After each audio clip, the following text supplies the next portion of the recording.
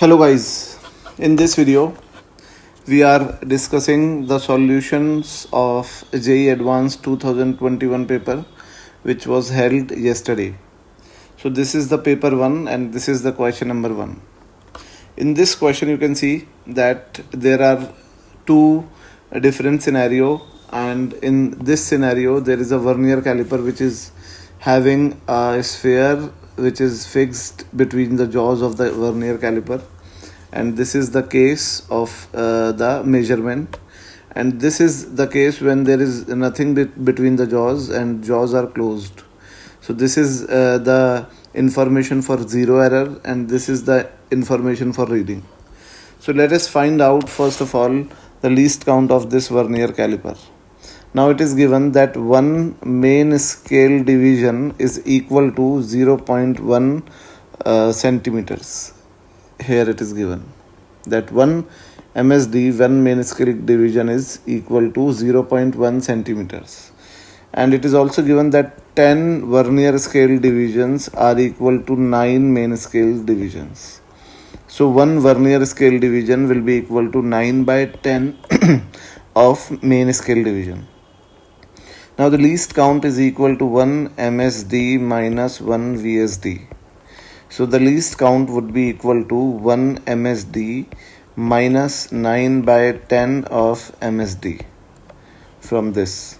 So the least count will be equal to 0.1 of MSD.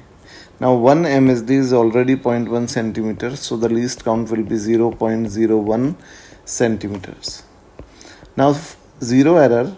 For you can see that the zero of this vernier scale is lying on the left side of the zero of the main scale. So this is the situation of negative zero error. So negative zero error will be equal to you can see that there would be a reading of minus this one division of main scale is equal to 0.1 centimeter. So there would be a reading which is minus 0.1 centimeter, which is this the value of this division. So the zero of vernier scale is just lying on the right side of this division. So the main scale reading for negative zero error will be minus 0.1 centimeters plus vernier scale reading would be the number of division of vernier scale that is just coinciding with any division of the main scale. So you can see that 1, 2, 3, 4, 5, 6. Sixth division of vernier scale is just coinciding with the any division of main scale. So the vernier scale reading would be 6 into least count. So this is minus 0.1 plus 6 into 0.01. So this is minus, in fact this is plus, sorry, this is minus 0.04. So this is the negative zero error, and you can see that it is already negative. Now this is the case of measurement. So the reading would be MSR plus VSR. Now MSR will be, this is 3.1 because the zero of vernier scale is lying just on the right side of 3.1. So this is 3.1 plus VSR. So first division, this is 0, 1, 2, 3, 4, 5. So this is first division of vernier scale which is just coinciding with any division of main scale. So the VSR, vernier scale reading, would be 1 into 0.01. So the reading will be 3.11. Now the correct measurement will be equal to the reading and plus negative zero error. So we always add up this negative zero error taking its magnitude. So the measurement will be equal to 3.11 plus the magnitude of negative zero error, which is 0.04. So this is 3.15. So the diameter of this sphere would be 3.15 centimeter. So the correct answer will be option number C. Now let's move on the next question. Now in this second question, you can see that there is a ideal gas which is undergoing 4-step cycle, which is shown in the PV indicator diagram. And during this cycle, we have to find out the steps in which heat is absorbed by the gas. We always know that heat absorbed by the gas is taken as positive heat, and heat released by the gas is taken as negative heat in the physics. So this is negative Q. So you can see that in step 1, in this step, pressure is constant but volume is increasing. So temperature would increase. We can find it by PV is equal to nRT, and therefore delta U will be positive because temperature is increasing, and dW would be positive because gas is expanding as volume is increasing. So delta U plus dW is dQ, and therefore dQ would be positive. So heat is absorbed by the gas in the step 1. So now in step 2, you can see that volume is constant, so work done will be 0, and this pressure is decreasing, so temperature would be decreasing, and therefore delta U will be negative. So if delta U is negative, then dQ would also be negative, so heat would be released. Similarly, in process 3, the dQ would be negative because process 3 is just reverse of process 1. And similarly, in process 4, which is just reverse of process 2, the heat would be absorbed by the gas. So the heat absorbed is in the process 1 and 4.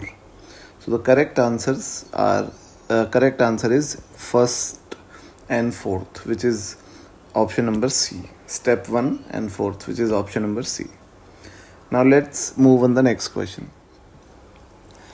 In this question, third question, it is given that there is a extended object which is placed at this position O, which is 10 centimeter in the front of this convex lens L1, and there is a concave lens L2 which is placed at a distance of 10 centimeter behind this lens L1.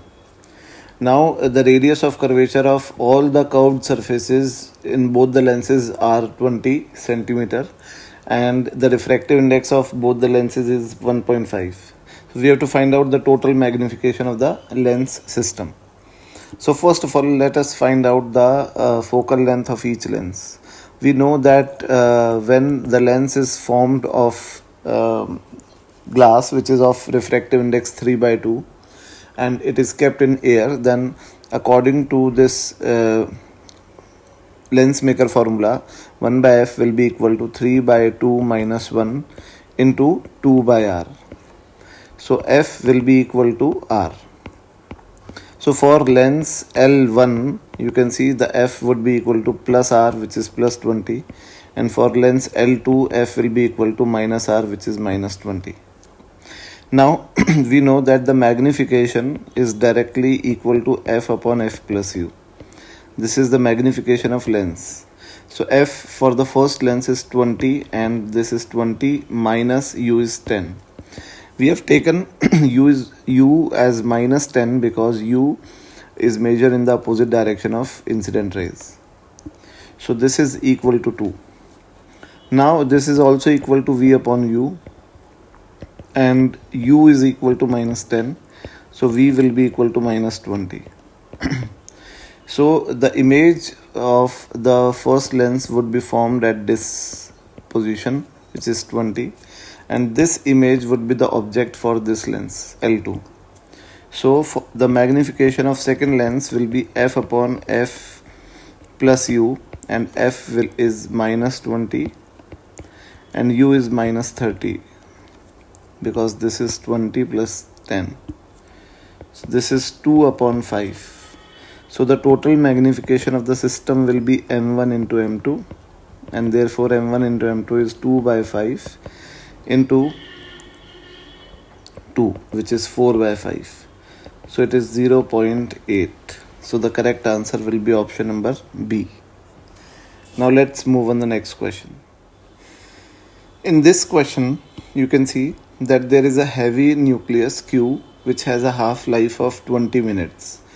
It undergoes alpha decay with a probability of 60% and it undergoes beta decay with a probability of 40%. Now initially the number of nuclei of Q is 1000 and we have to find out the number of alpha decay of Q in first 1 hour. So in 1 hour there are 3 half-lives, because you can see that each half-life is of 20 minutes. So in first 1 hour there would be 3 half-lives, and therefore the number of nuclei which are undecayed after 1 hour would be n is equal to n naught upon 2 to the power n, where this 2 to the power n is the number of half-life. So the number of half-life is 3 and n naught is 1000. So this is 1000 upon 8, which is 125. So there are 125 undecayed nucleus which are remaining in the sample. So the number of nucleus decayed would be 875. And we know that the probability of alpha decay is 60%. So the 60% of 825 will be 875 will be 525. So these are the number of alpha decays in 1 hour. So the correct answer would be option number D. Now let's move on the next question.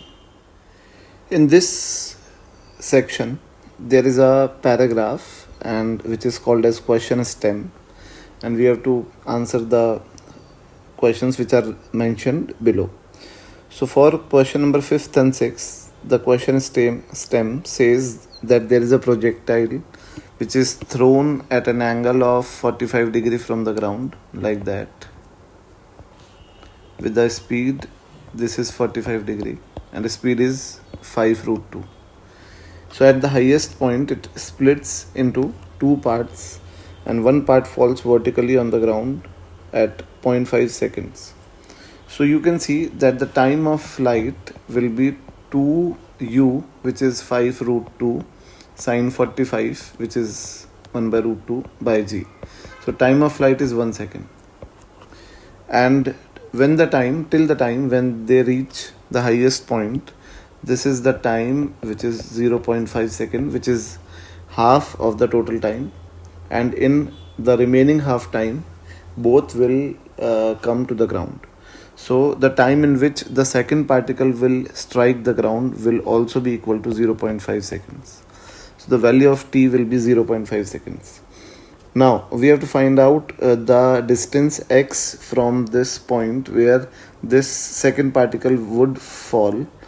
Now you can see that if we balance the momentum at the top point, so let's suppose that this is the projectile motion and at the top point the velocity is u cos theta. This is the mass 2m before explosion. After explosion, this m will be falling on the ground and its velocity in x-axis will be 0, and the velocity of the other mass will be 2u cos theta in the x-axis, because we are conserving the momentum and the initial momentum was 2mu cos theta. Therefore it would be equal to the final momentum, which is m into v. So v will be equal to 2mu, in fact 2u cos theta. So you can see that with u cos theta, the range covered was u square by g, because theta is 45, so range will be maximum. So u square by g will be 5. So this is the original range. So this is the original range, which is equal to 5. Now at just half point, this distance is 2.5. At this point the velocity of a mass gets doubled. So in the remaining half time of flight, it would fall it would move by a distance which is twice of 2.5 because its velocity has been doubled and the time of flight which is remaining in this case is same. So in that equal time, if explosion would not have occurred, it would have moved by a distance of 2.5 more. But if velocity is doubled, then it would move by a distance of double, which is 5, and therefore this distance would be 7.5. So the value of x would be 7.5. Now let's move on the next question. In this question, you can see that there is a circuit. Now this circuit is connected in such a way such that this switch is connected to this point P for a long time. So let us draw the scenario. This is 1 volt and this is 1 ohm. Now this is 2 ohm and this is the capacitor connected between them, 1 microfarad, and this is 2 volts. So this is the scenario which is initially for the long period of time. Now in this case you can see that after a long period of time the capacitor will attain a steady state, and in steady state there would be no current flowing through the capacitor. So a current would be flowing through this circuit like that, and there would be no current passing through this branch because capacitor connected in this branch is having steady state. So this current I would be equal to, you can see that this is 2 and this is 1, and their positive polarities are connected. So these batteries are opposing each other, so the net EMF would be 1 and the total resistance is 3. So the current would be 1 by 3. Now to find out the potential difference across the terminals of this capacitor, let us apply the KVL from B to A. So from B to A, this is when we are going through the battery, then plus 2 and then minus I into 2 is equal to VA. VB plus 2 minus 2I is equal to VA. So VA minus VB will be equal to 2 minus 2 by 3. So this is 4 by 3. So the charge stored in this capacitor after a long period of time would be CV, and this is 1 into 4 by 3. So this is 4 by 3. So the value of Q1 is 4 by 3. And when we are connecting this switch S to point Q for a long period of time, then the situation would be like that. This is 1 ohm and this is the capacitor, this is 2 ohm and this is the cell.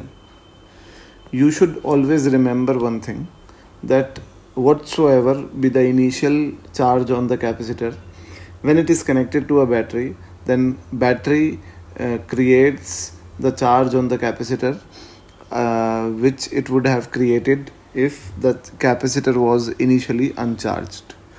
So we know that in this case also, in the steady state, there would be no current flowing through the capacitor branch, and therefore this current I will be equal to 2 by 3 because total EMF is 2 and resistance is 3. They are in series because no current is flowing in this branch. So the current is 2 by 3 and the potential difference across this capacitor VA minus VB will be just equal to the potential difference across this resistance because they are connected in parallel. So this VA minus VB will be equal to I into R, which is 1. So this is 2 by 3. So the charge Q2 will be equal to CV. So it is 1 into 2 by 3. So Q2 will be equal to 2 by 3. Now let's move on the next question. In this question, you can see that there are 2 point charges. This is minus Q and this is plus Q by 3. They are placed in xy plane, and this charge is placed at origin, while this charge is placed at a point which is 2, 0. Now there is a equipotential circle due to these two charges, which has a zero potential on all the points, and the center has a coordinates of b, 0. So the coordinate of this point is b, 0. The coordinate of this point is 2, 0, and the radius of this circle is r. So let's suppose the radius is r. Now you can see that we have to find out the value of b and r. Now let us suppose that this is a point A and this is a point B. So potential at A and potential at B are equal, and they are equal to 0 because A and B are lying on this equipotential circle which has 0 potential on each point. Now the distance of point A from this minus q charge will be this distance, complete distance is 2. This is 2, and this complete distance is equal to b. So this is b and this distance is 2. So let's suppose this distance is x. So x will be equal to b minus 2. Okay, so this is x and this distance will be equal to r minus x. You can see that this complete distance is r and this is x. So this will be r minus x. So the potential at point A will be k minus kq by, now this distance from 0 to A will be, this complete distance is 2.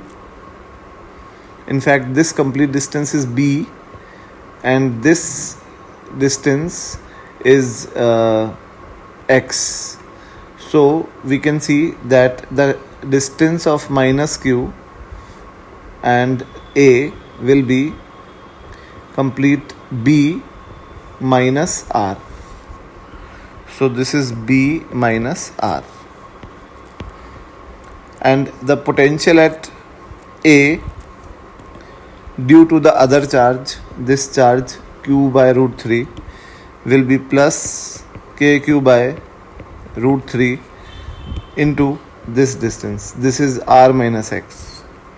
So this is r minus x, where x is equal to b minus 2. You can see that the coordinates of this point is b and coordinate of this point is 2. So this x is equal to b minus 2. So the distance of this q by root 3 from the point A is, this is 2 and this distance is r minus x. So distance of q by root 3 from A is r minus x. So this is r minus x, where x is b minus 2. Now this potential is 0, which means that kq by b minus r is equal to kq by root 3 r plus 2 minus b.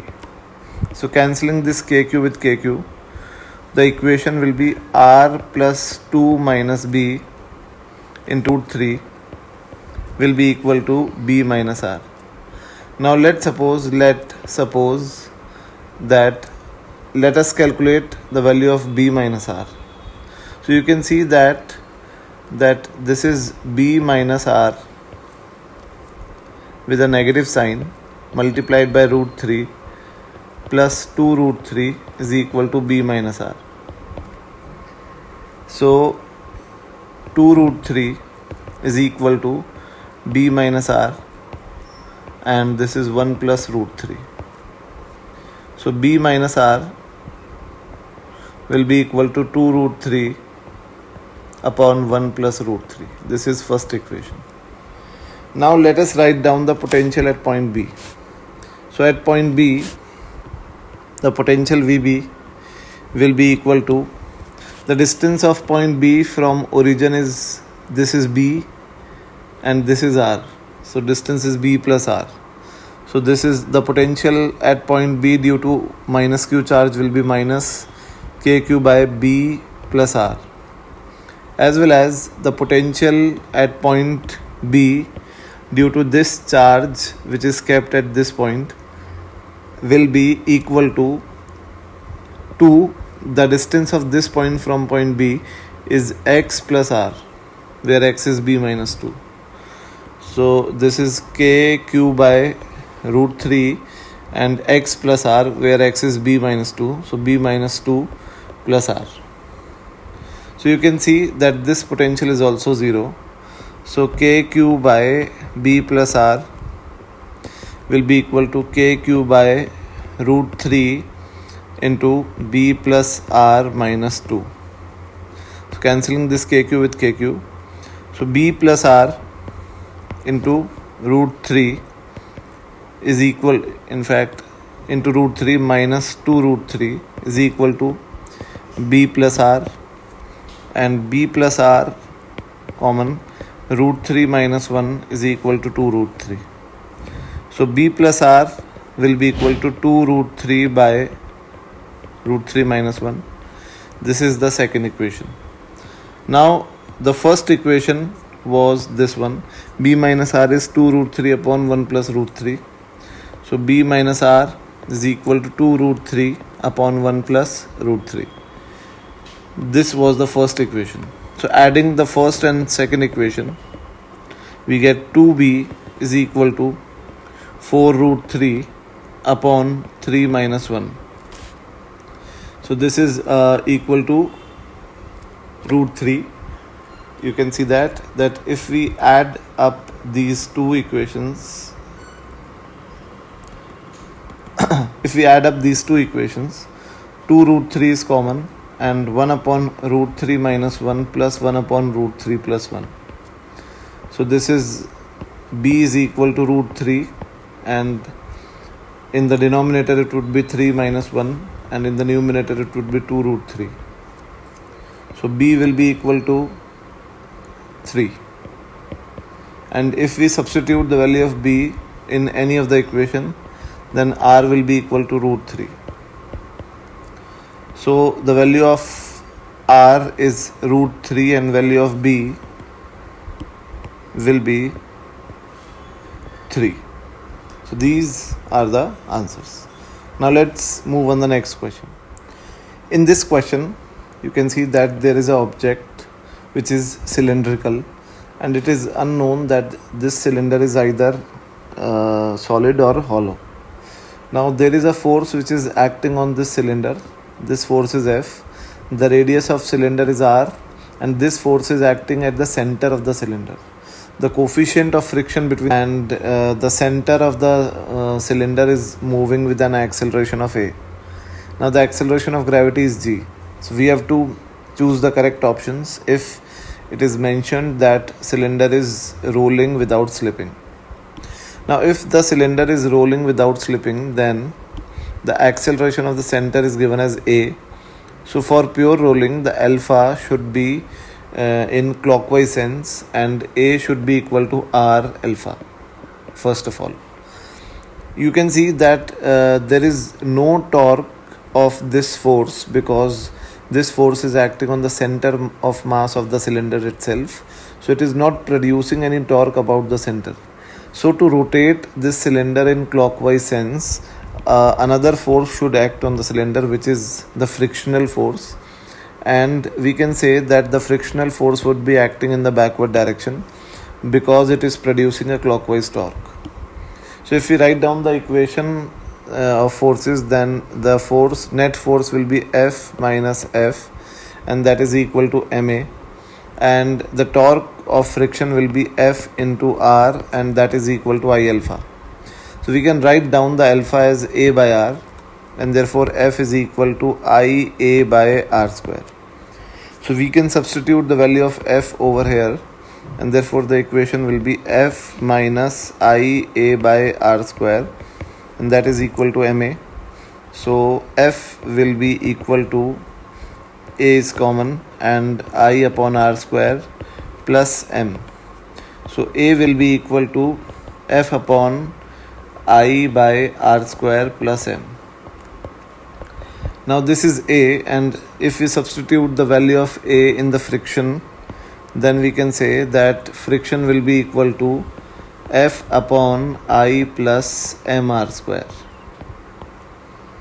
You can see that if we substitute this value of A over here, so it would be F upon this is 1 plus, in fact this would be 1 plus mr square by I.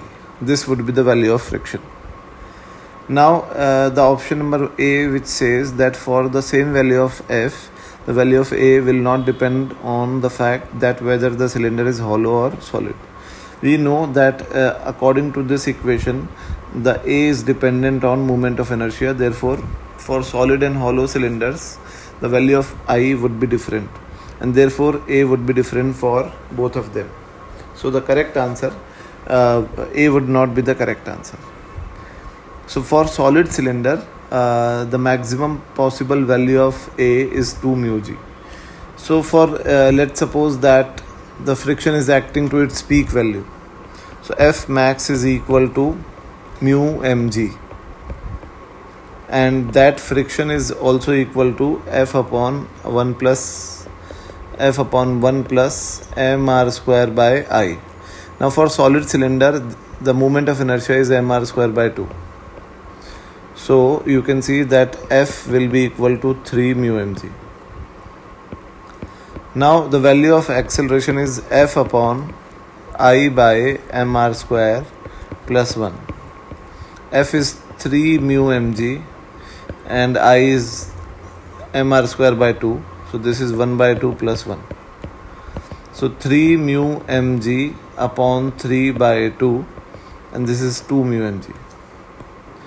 So the maximum possible value of acceleration for rolling without slipping will be 2 mu mg.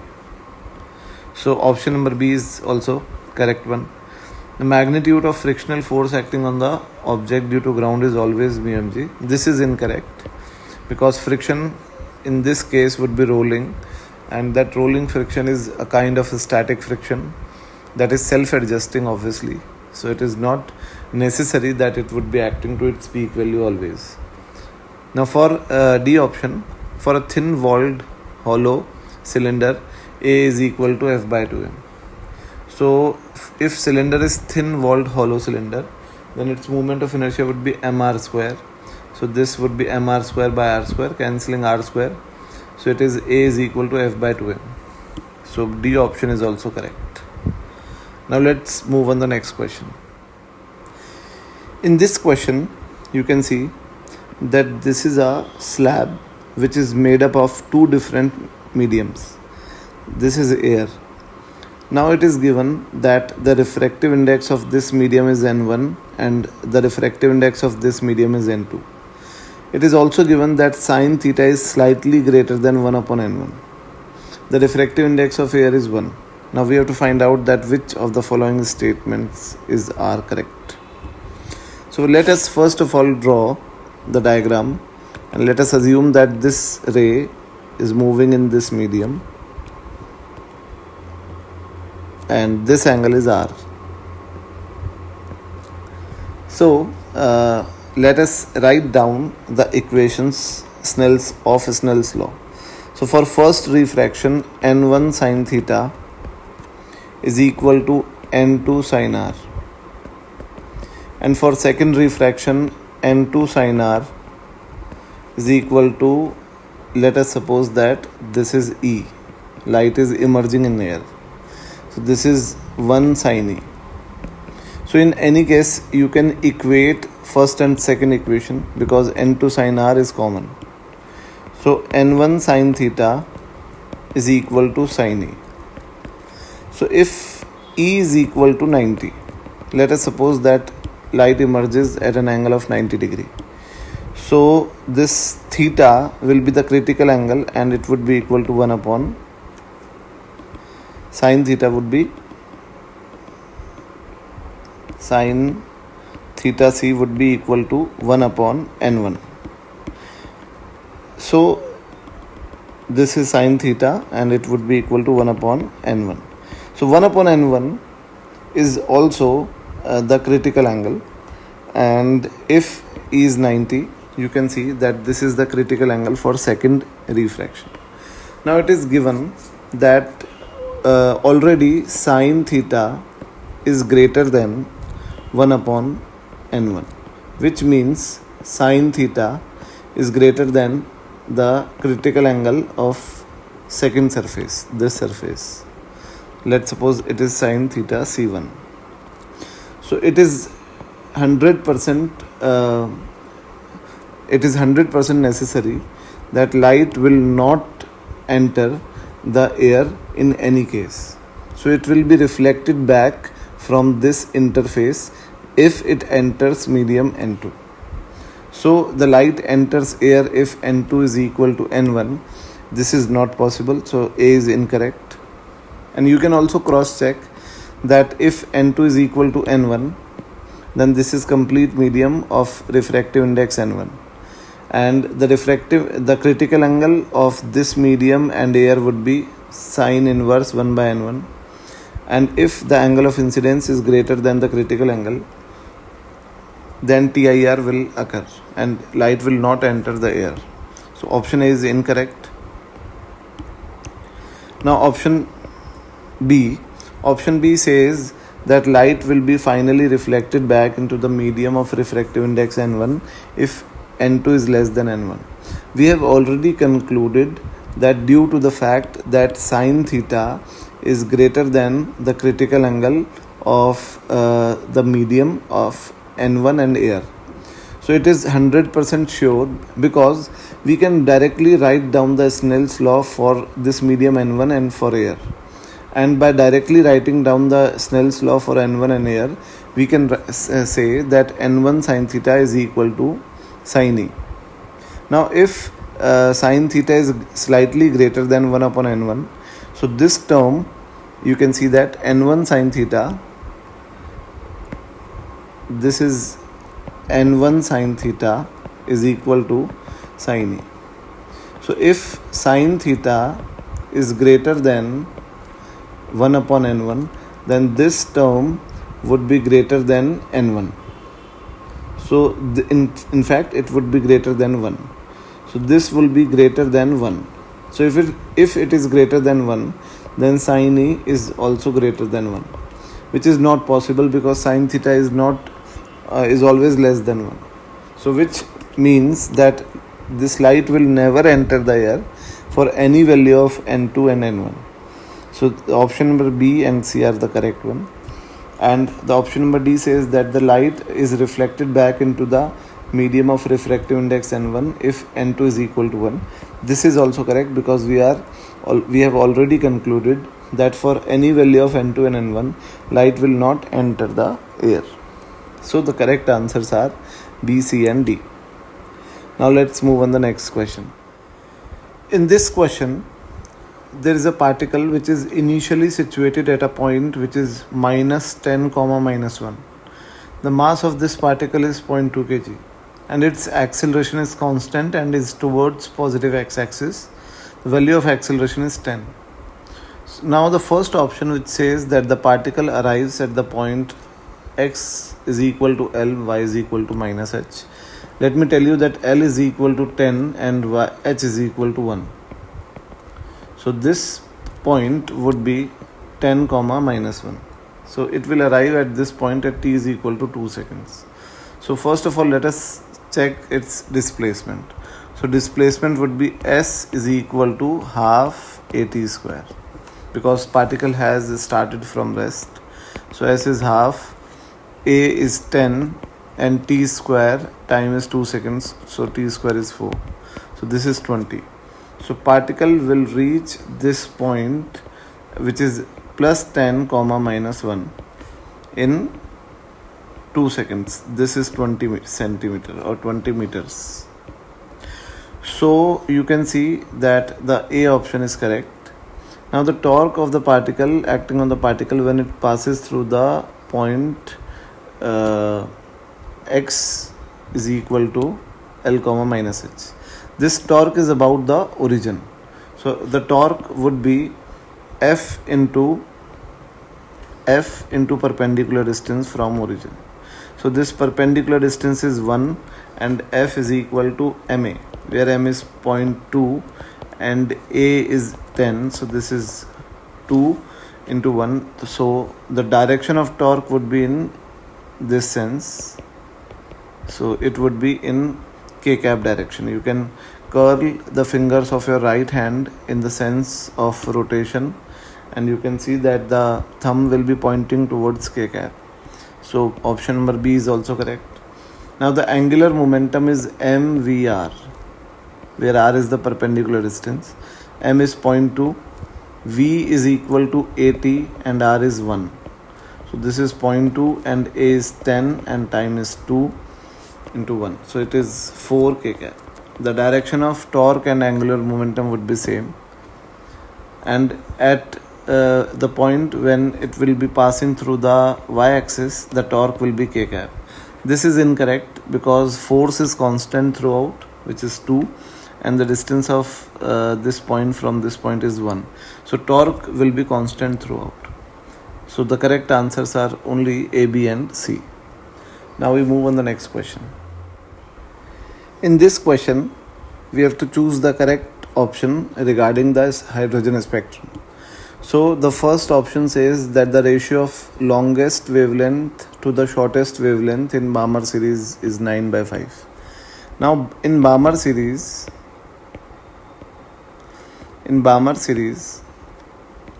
N1 is 2 and N2 is equal to 3, 4, 5 up to infinity.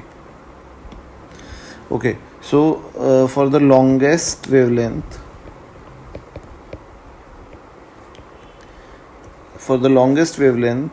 N1 will be 2 and N2 will be equal to 3, because longest wavelength would corresponding to the shortest energy difference. So the shortest energy difference would be between 2 and 3.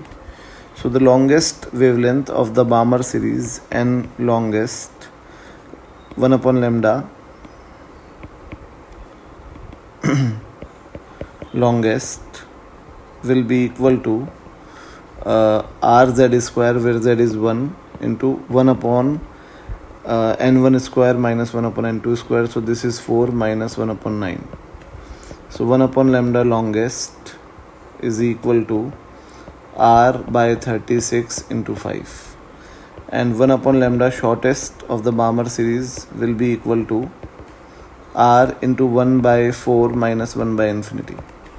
So this is R by 4. So we have to find out the ratio of longest to shortest wavelength. So lambda longest to lambda shortest will be equal to R by 4 upon 5R by 36.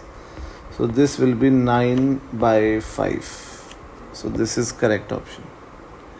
Now there is an overlap between wavelength ranges of Balmer and Paschen series.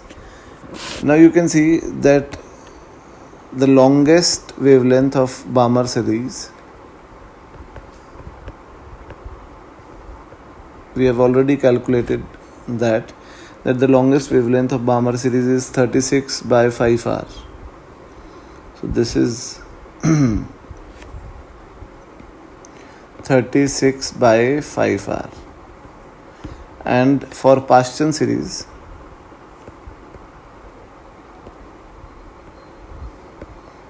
the shortest wavelength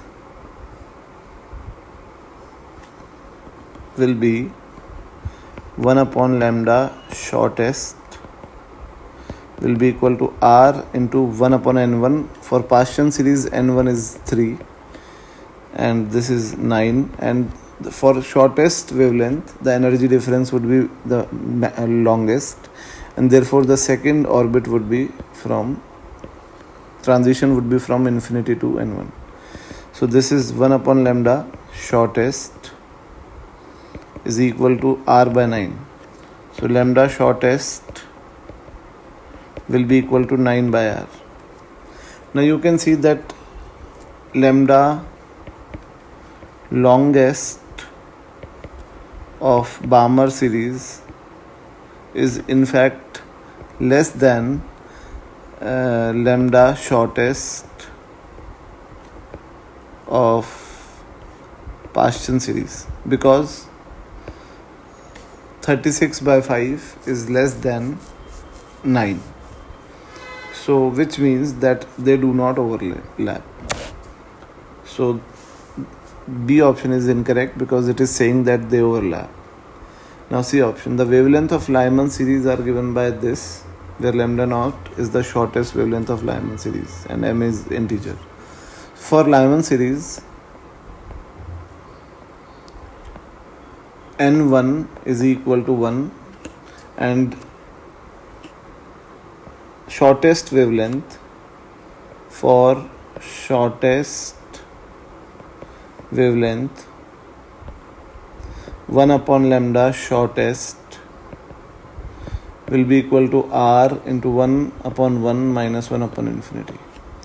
So this is 1 by lambda shortest is given as 1 by lambda naught, and that is equal to r. So lambda naught is equal to 1 upon r. Now for any other orbit, for any other wavelength of Lyman series, 1 by lambda is equal to r into 1 by 1 minus 1 by m square, where m is some other orbital principal quantum number of some other orbit. So 1 by lambda will be equal to r, which is 1 by lambda naught, into 1 minus 1 upon m square. So you can see that option number C is also incorrect. Now the wavelength ranges of Lyman and Balmer series do not overlap. You can see that the longest wavelength of Lyman series, 1 upon lambda longest of Lyman series, can be calculated by r into 1 by 1 minus 1 by 4, because for longest wavelength the energy difference would be shortest, so the transition would be from n is equal to 2 to n is equal to 1. So this is equal to 3 by 4 of r, and lambda longest for Lyman series will be equal to 4 by 3r, and lambda shortest of Balmer series, so 1 upon lambda shortest of Balmer series will be equal to r into 1 by 4 minus, for the shortest wavelength the transition would be from n is equal to infinity to 2 in Balmer series. So 1 by lambda shortest will be equal to r by 4. So lambda shortest will be equal to 4 by r. Now you can see that the longest wavelength of this Lyman series is this is the shortest wavelength of Balmer series. So the longest wavelength of Lyman series is 4 by 3r, and the shortest wavelength of Balmer series is 4 by r. So you can see that 4 by r is greater than 4 by 3r.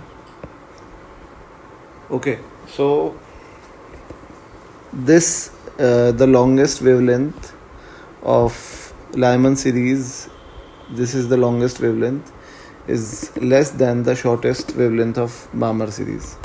So it is given that they do not overlap. This is also correct one. So the correct answers are A and D. I am saying that they are not overlapping because you can see that the longest wavelength of Lyman series is the topmost wavelength, and that is in fact lower than the lowermost wavelength of Balmer series. So they will not overlap with each other. So correct answers are A and D. Now let's move on the next question. In this question, there is a long wire which is carrying a steady current of 2 ampere. There are two resistance-less rails and which are in the same plane of the wire, and there is a semicircular wire which is connected to these rails, and it is moving with a constant velocity of 3 meters per second. The value of resistance R is 1.4 and capacitance is 5 microfarad, and at t is equal to 0, this semicircular wire starts to move. Now we have to find out the maximum current and maximum charge in the circuit. So first let us consider that this semicircular wire is straight wire, and in fact we can always assume this arbitrary shaped wire to be straight wire which is perpendicular to this infinitely long wire, because the induced EMF will be depending on this length of this semicircular wire. So it would be depending on the shortest length which is perpendicular to this current carrying wire. So we can directly assume this semicircular wire as this wire, and let us assume an element of length dx at a distance of x. So the magnetic field dB at this element will be mu naught I by 4 pi a, which is x, and the EMF dE will be BLV. So B is dB, which is mu naught I by 4 pi x, length is dx, and velocity is v. So to find out the total EMF, we are integrating it mu naught I v by 4 pi, and integration is ln x. The limit of x would be starting from x is 1 to 4. So the limit of x would be from 1 to 4. So this will be mu naught IV by 4 pi ln 4, and ln 4 can be written as 2 ln 2. So in fact this would be 2 pi. Sorry, this is 2 pi because sine 90 and sine 90 are 2, and 2 would be cancelled with 4. So this is also 2 pi. So this EMF will be equal to mu naught IV by pi ln 2. The value of ln 2 is given as 0.7. The value of mu naught is given as this. Now we know that the maximum current is equal to E by R, and the maximum charge is equal to CE. So if we substitute the value of R, E and C in these two terms, then we'll be getting the answer as option number A and option number C. So the correct answers would be option A and C. Now let's move on the next question. In this question, there is a cylindrical tube of inner diameter D filled with water.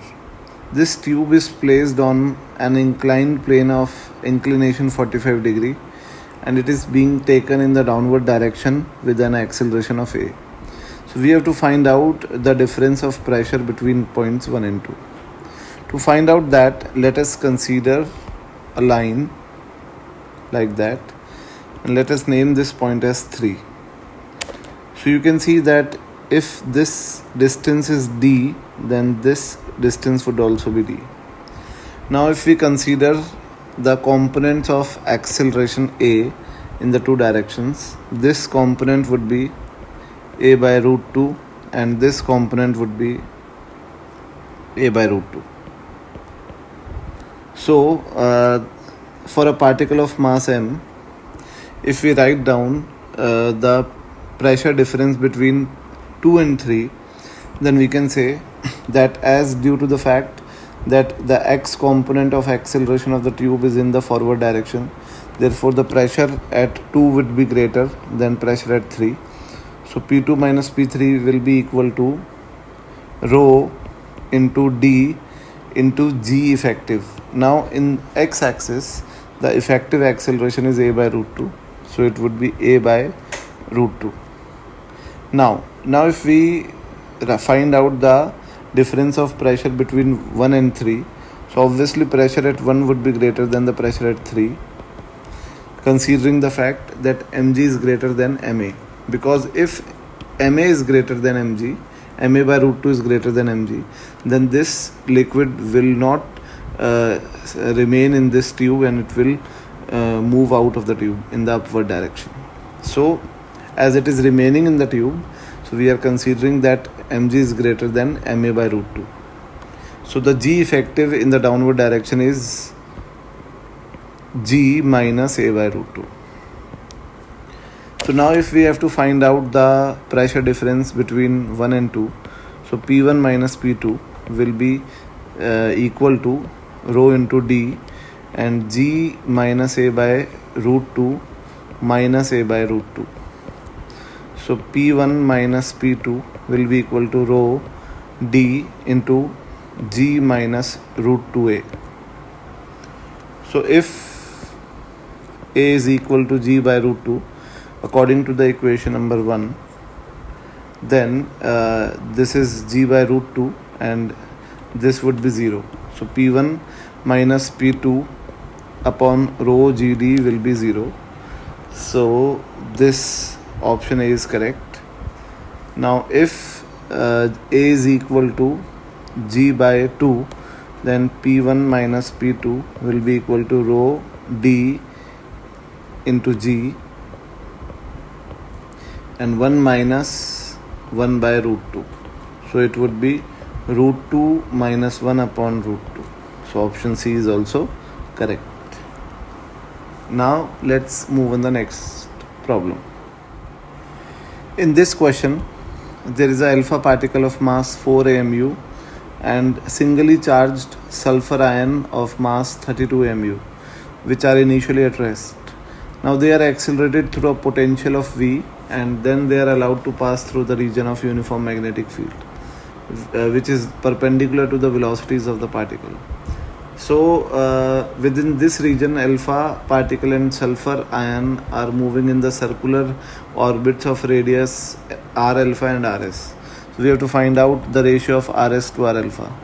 Now obviously the mass of alpha particle is 4m and the charge of alpha particle is plus 2e and the mass of sulfur ion is equal to 32m and its charge is given as plus e. So if we find out the radius of circle, then it has a formula of mv by qb, and mv is the momentum, which can be written as under root 2m ke, where k is the kinetic energy, and the kinetic energy in any electric field is equal to q into v. So this is under root of 2mq into v divided by qb. So the radius of sulfur to the radius of alpha particle will be the ratio of under root m to under root q. So this is under root m alpha upon q alpha into under root q, in fact m sulfur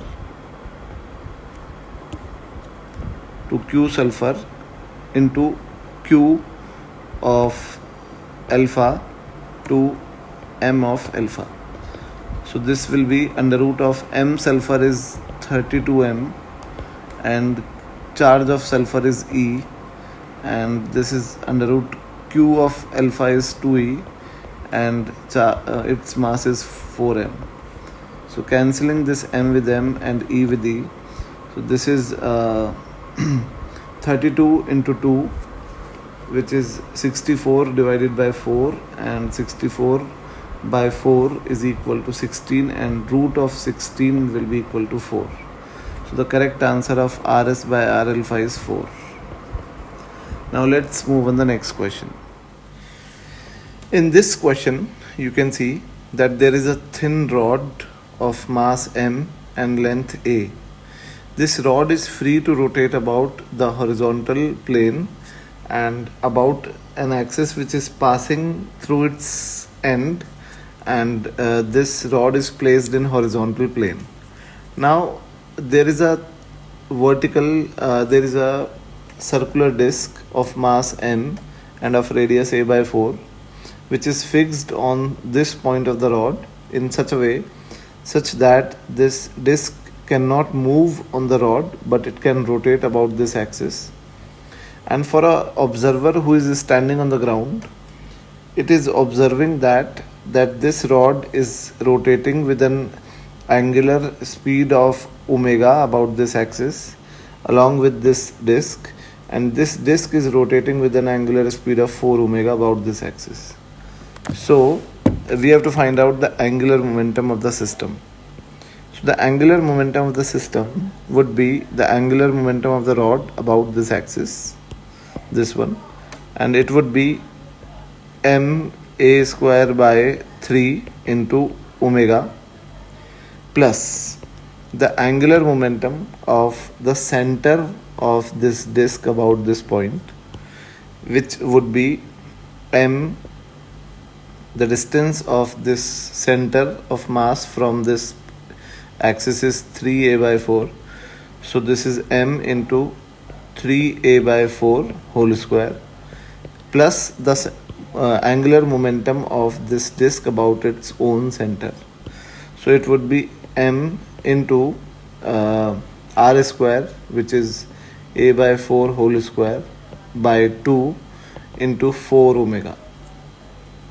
So this is ma square omega common. This is 1 by 3 plus 9 by 16 plus this is 1 by 16 into 2. So this is 32 and this is 1 by 8. So this is 1 by 8. So the LCM would be 48 and it would be 16 plus 20. In fact, 16 plus 27 plus this is 6. So this is 22 plus 27, that is 49 by 48 into ma square omega. So if we compare with this one, then n will be equal to 49. Now let's move on the next question. In this question, there is a sphere which is evacuated, which means that all the air inside it is being pumped out, and there is an object which is kept inside this sphere.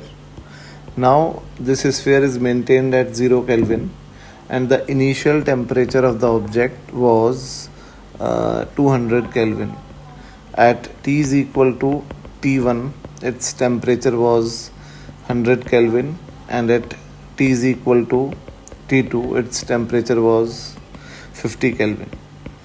Now we have to assume them as ideal black bodies, and we have to assume that their heat capacities are not changing with the temperature.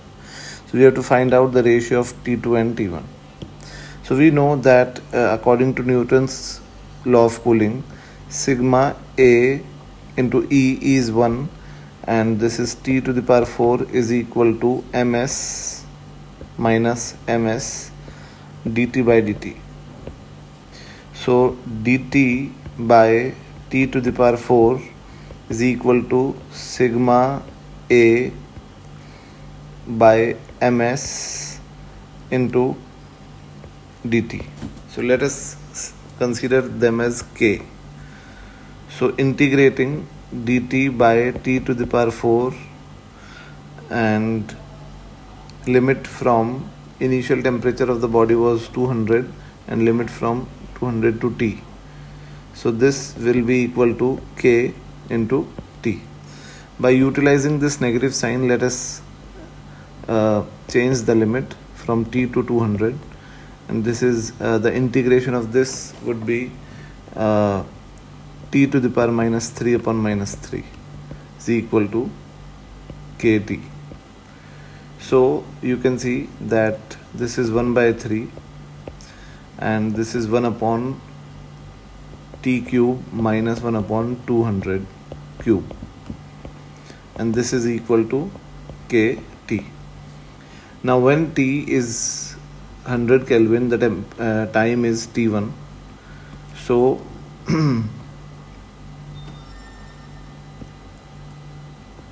this is 1 by 3 and this is 1 by 100 cube minus 1 by 200 cube, that is equal to kt1, and 1 by 3 into 1 by 50 cube minus 1 by 200 cube is equal to kt2. Now you can see that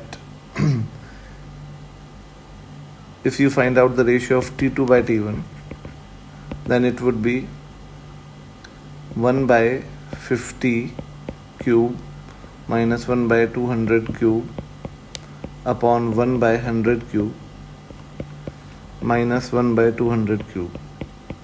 So this would be approximately 9.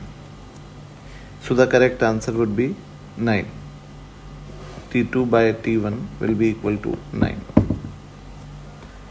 So this is the final answer. Thank you.